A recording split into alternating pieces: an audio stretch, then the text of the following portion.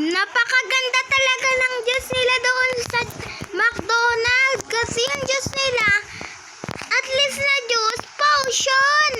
Ang bilis ko tuloy tumakbo. Bilis! Bilisan mo, Igmar! Wait lang. Naiwan ko. Ala, yung bird ko. Bilisan natin. Ala, naubos na.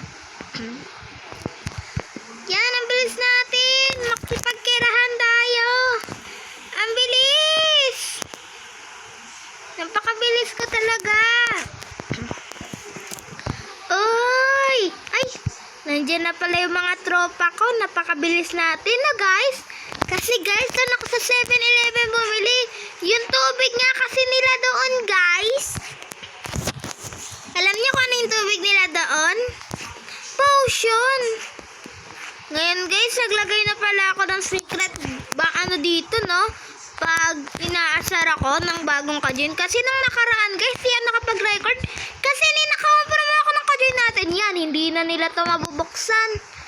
Kasi binubuksan nila to. Ayan tuloy, naubos ang pera. Buti nga may naipon na ulit ako. Para mabuksan yan, kailangan natin to kunin. Yan, no? Oh, ay, mali pala yan. Ayan yung kailangan gawin. Oh, di ba? Kasi pinagtitripan ako. Inano pa naman, guys. Tawag dito, guys. Ninakawan pa naman ako. Tapos ako pinapalayas dito. Kaya ngayon, guys, di na ako patalo. Ginamitan ko nga siya ng command block eh. Dito ko nga lang muna may bird. Dito ka lang muna, tatalon ako. Lang, ayaw niya umalis pa.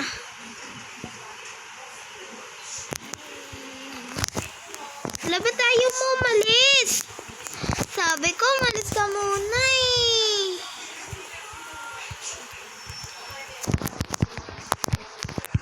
Takbo. Bird ko, sit ka muna, sit. Sit, yan.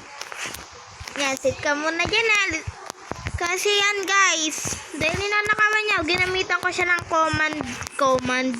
comment ba yun? Kalimutan ko guys eh. Ngayon, may command block na binigay sa akin yung witch kong kaibigan. Kaya di na niya ako maasar. Kasi pag inasar niya ako, gagamitin ko tong secret base ko. Ninakawan pa naman ako, tapos ako yung pinapalay sa sarili kong bahay dito guys. Dahil nga guys, oh, ayan guys, puro command block, no? Laan nyo kung ano to. Ito, hindi ko masuksan guys. Yan, invisible tayo, di niya tayo makikita. Ito naman, ililibitation siya. Alam mo kung paano tayo maklear? Hala, hindi yan, mali. Ayan. Papalipad siya. Ito naman, ansiatate, o, diba? Mahihilo siya. Yan, ganun yung pagsasabay-sabayin natin. Ito naman, mamamatay siya. Kala niya, ang galing ko. Ito, yung paalis. Oh, diba? Pinag-aasar pa naman kasi ako, guys. Ayan tuloy, ginamitan ko na ng power ko ng kaibigan ko na witch. Ayan, guys, ang gaya muna natin yan, oh. Yan na guys, pinuno ko na kasi yun yung gagawin ko nga para di niya makuha. Di naman kasi siya guys member eh. Eh wala siyang alam. Nakikitulog nga muna siya doon kay Ate Ashley. Oo, hindi naman din siya si Ash. Aray. Pero naging kaibigan ko. Ala, kawawa naman yung bird ko. Kawawa naman siya. Tara nga guys. Hindi natin natanggalan ng potion yung bird natin. Ito, tanggalin natin. Hala, natanggalan ako din ng potion. Tara, alis na tayo. Yun, di na natanggalan ng potion yung friend. Ay, natanggalan na ng potion ang aking bird. Di ka na nahihilo? Oo, salamat Igma. Nadamay pa ako sa ginawa mo. Okay lang. Pero ako nga dapat niya mag-sorry. Salamat eh. O, tulog na tayo guys.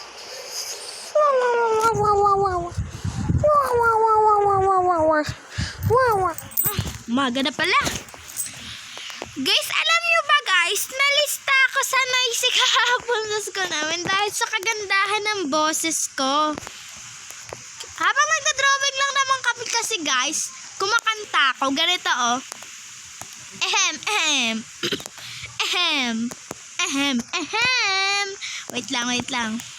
Naglalagay ng kolorete sa aking mukha para di nila malaman ang tunay na naganap na ikaw at ako ay hindi na.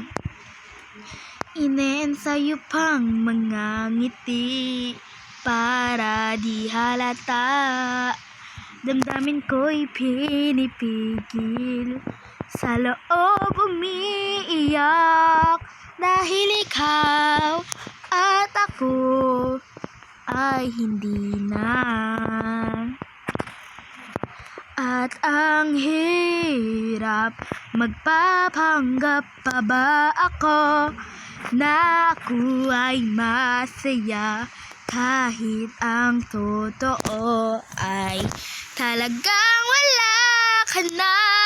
At kung bukas pagmulat ng aking mata, may mahal ka ng iba, wala na akong magagawa.